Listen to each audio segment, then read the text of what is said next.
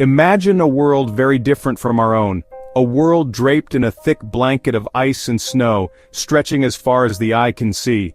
This was the Pleistocene epoch, the Great Ice Age. Vast glaciers, miles high, carved their way across the continents, shaping the very mountains and valleys we know today. The air was crisp, cold, and filled with the sounds of a lost wilderness. It was a time of giants, a period when colossal beasts roamed the earth. These magnificent creatures were perfectly adapted to survive in this harsh, frozen landscape, a testament to the incredible power of evolution to find a way, even in the most extreme conditions imaginable. Across these immense grassy plains, known as the Mammoth Steppe, life thrived in abundance. This was not a barren wasteland, but a rich ecosystem teeming with activity.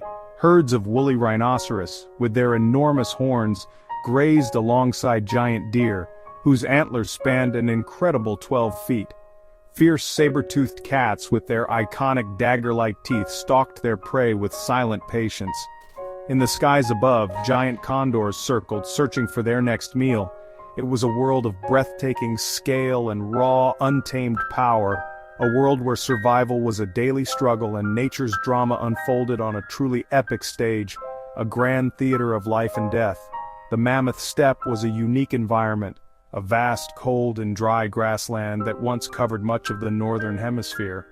It was not a forest, nor was it a barren tundra. Instead, it was a sea of grasses, herbs, and low-lying shrubs that provided food for millions of large animals. This incredible biome supported a density of life that is hard to picture now. It was a world shaped by the constant grazing and trampling of these megafauna. They were not just inhabitants of this world. They were its architects, its gardeners, maintaining the grasslands and preventing forests from taking over the open plains. Their every step helped to shape the land itself. But among all these incredible creatures, one stood out as the true icon of the Ice Age. It was a giant covered in a thick coat of shaggy hair, with long, curving tusks that swept towards the heavens. This was the woolly mammoth. These gentle giants moved in great herds, their thundering footsteps echoing across the frozen plains. They were the kings of this icy kingdom, a symbol of strength and endurance in a world of profound cold. Their story is one of incredible survival, a mysterious disappearance, and now, a truly astonishing possibility of return. A return that challenges our very understanding of life and extinction. The woolly mammoth, or Mammothus primigenius, was a truly remarkable animal, exquisitely designed for a life in the cold. It was about the same size as a modern African elephant, standing up to 11 feet tall at the shoulder and weighing over 6 tons. But its appearance was strikingly different. Its body was covered in a dense undercoat of fine wool, which was then protected by an outer layer of long, coarse guard hairs, some reaching over 3 feet in length. This magnificent shaggy coat provided essential insulation against the biting winds and sub-zero temperatures of the Ice Age, acting like a perfect natural winter jacket that kept it warm in the harshest of climates. Beneath its skin, the mammoth had a thick layer of fat, sometimes up to 4 inches thick, which served as another vital layer of insulation and an important energy reserve for when food was scarce. Its ears were small, much smaller than those of today's elephants, which helped to reduce heat loss and prevent frostbite. Even its trunk had unique features, with a distinctive 2-fingered tip that allowed it to delicately grasp tough grasses and shrubs buried under the snow. Every single part of the mammoth's body, from its head to its toes, was a masterpiece of adaptation, a living blueprint for how to thrive in a frozen world. These magnificent beasts were widespread, roaming across the vast Mammoth Steppe that stretched from Spain across Europe and Asia, and over the Bering Land Bridge into North America. They were herbivores, using their enormous ridged teeth to grind down tough tundra vegetation. Their most famous feature, of course, was their enormous curved tusks. These tusks, which could grow up to 16 feet long, were not just for show. They were essential tools, used to sweep away snow to uncover buried plants, to defend against predators like saber-toothed cats and cave lions. and for impressive displays during mating rituals between rival males. For thousands of years the mammoth was a dominant force on this planet, yet its reign eventually came to an end. Most mammoth populations vanished around 10,000 years ago. However, a small, isolated group managed to survive for much longer. On the remote Wrangel Island in the Arctic Ocean, a dwarf population of mammoths lived on until about 4,000 years ago. They were still walking the earth while the Great Pyramids were being built in Egypt. Their final extinction marked the end of an era, closing a chapter on one of nature's most magnificent creations until now. The question of why the mammoths disappeared has puzzled scientists for generations. Their extinction was not a single simple event but likely a combination of powerful forces that overwhelmed them. One of the main culprits was a dramatic shift in the Earth's climate. As the last ice age drew to a close around 12,000 years ago, the planet began to warm up rapidly. The vast glaciers retreated, and the world that the mammoths knew so well began to change forever. This warming trend was not a gentle transition. It was a period of great upheaval and environmental instability, a profound shock to the systems that had supported life for millennia. This warming climate had a catastrophic effect on the mammoths' home. The mammoth steppe, the vast grassy plains they relied on for food, began to shrink. As temperatures rose and rainfall increased, dense forests and soggy wetlands expanded, replacing the open grasslands. This new landscape was not suitable for a large grazing animal like the mammoth. Their food source disappeared, replaced by trees and mosses they could not eat. They were in essence losing their home and their dinner table all at once. Trapped in shrinking pockets of suitable habitat, their populations became fragmented and vulnerable, making them more susceptible to other threats. Alongside this climate crisis, another powerful force was emerging on the landscape: modern humans. Our ancestors were skilled and intelligent hunters who had developed sophisticated tools and cooperative strategies. For them, a mammoth was a tremendous prize. It provided a huge amount of meat, thick hides for clothing and shelter, and strong bones and tusks for making tools and art. Archaeological evidence from across the northern hemisphere shows that early humans hunted mammoths. While it is debated how much of an impact hunting had, it surely added immense pressure on mammoth populations that were already struggling to survive in a changing world. In the end, it was likely a perfect storm of climate change, habitat loss, and human pressure that drove the woolly mammoth to extinction. Some scientists even suggest that mysterious diseases may have played a role, spreading through weakened and isolated populations. The discovery of remarkably well-preserved mammoth carcasses, frozen in the Siberian permafrost, has given us incredible insights. One female mammoth, found in 2013, was so perfectly preserved that when scientists cut into its flesh, liquid blood began to ooze out. It is from these frozen time capsules that the most audacious idea in modern science has emerged: the possibility of bringing the mammoth back. The idea of bringing an extinct species back to life once belonged to the realm of science fiction. Today, however, it is becoming a scientific reality. This ambitious new field is called de-extinction, and at its forefront is a company named Colossal Biosciences. They have embarked on a monumental quest to resurrect the woolly mammoth. Their goal is not just a scientific curiosity, it is a mission they believe could help heal our planet. Using the latest breakthroughs in genetics and reproductive technology, these scientists are piecing together the biological puzzle of the mammoth, aiming to see a version of these giants walk the earth once more within our lifetime.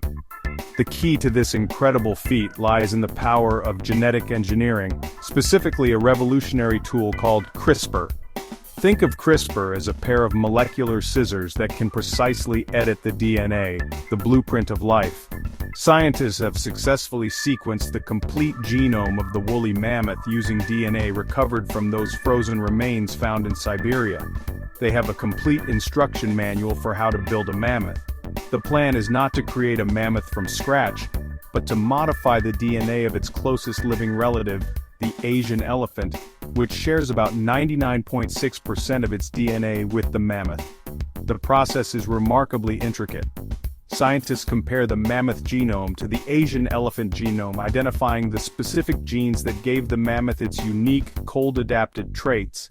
These are the genes for shaggy hair, a thick layer of fat, smaller ears, and a special type of hemoglobin that allowed its blood to carry oxygen in freezing temperatures. Using CRISPR, they can then cut out the corresponding sections of the Asian elephant's DNA and paste in the mammoth versions. By making dozens of these edits, they aim to create a hybrid embryo that carries all the key characteristics of a woolly mammoth. This resulting creature would not be a perfect 100% woolly mammoth. It would be a hybrid, a genetically engineered Asian elephant with mammoth-like features. Scientists at Colossal have given it a name, a mammothant. This mammothant would look and theoretically act like a woolly mammoth, able to withstand cold temperatures and thrive in an Arctic environment. The final step in this grand plan would be to bring this embryo to term, possibly using an artificial womb or an elephant surrogate mother, and to finally welcome a newborn, breathing behemoth into the modern world. It is a breathtaking prospect, pushing the boundaries of what we believe is possible. Why go to such extraordinary lengths to bring back a creature that has been gone for thousands of years? The scientists behind this project argue that it is about much more than just reviving a single species. They believe that reintroducing mammoths or mammothants to the Arctic could be a powerful tool in the fight against climate change. The Arctic permafrost, the permanently frozen ground that covers vast areas of Siberia and North America, stores enormous amounts of carbon. As the planet warms, this permafrost is beginning to thaw, releasing powerful greenhouse gases like methane and carbon dioxide into the atmosphere, which in turn speeds up global warming. The theory is that mammoths could help to protect the permafrost and keep it frozen. During the Ice Age, the grazing of millions of large herbivores created and maintained the mammoth steppe. These animals compacted the snow with their heavy footsteps, scraped it away to find food, and exposed the ground to the frigid winter air. This prevented a thick, insulating layer of snow from building up, allowing the deep cold to penetrate the soil and keep the permafrost solid. By reintroducing large herbivores that behave like mammoths, scientists hope to restore this ancient natural cycle and turn the modern mossy tundra back into a productive grassland, locking carbon in the soil. This leads to a broader vision of ecological restoration. The return of the mammoth would not be an isolated event but the first step in rewilding the Arctic, rebuilding the lost ecosystem of the mammoth steppe. These animals were keystone species, meaning their presence had a huge effect on the entire environment. By knocking down trees, they maintained grasslands, which supported a wide variety of other plants and animals.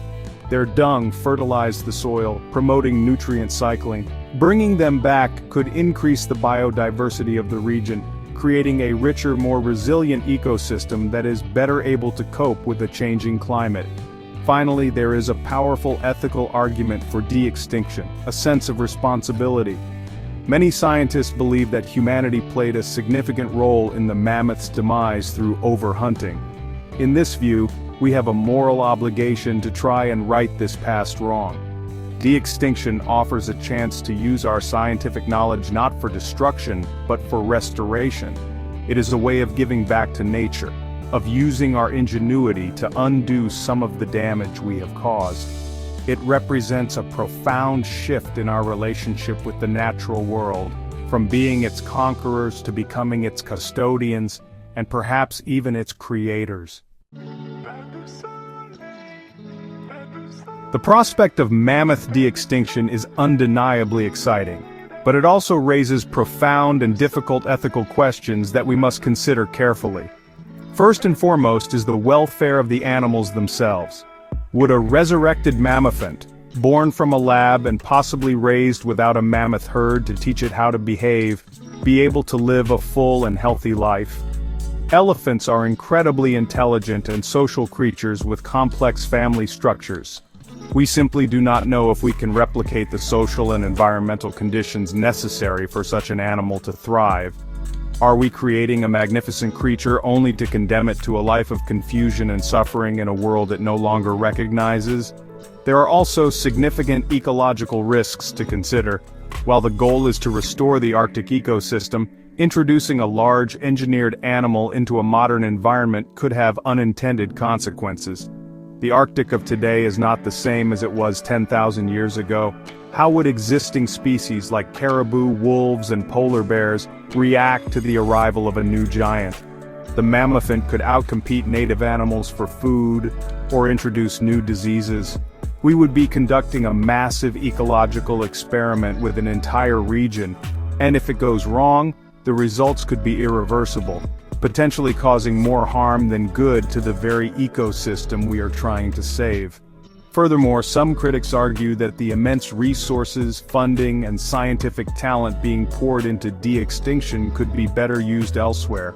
We are currently living through a mass extinction crisis, with thousands of species on the brink of disappearing forever due to habitat loss, pollution, and climate change.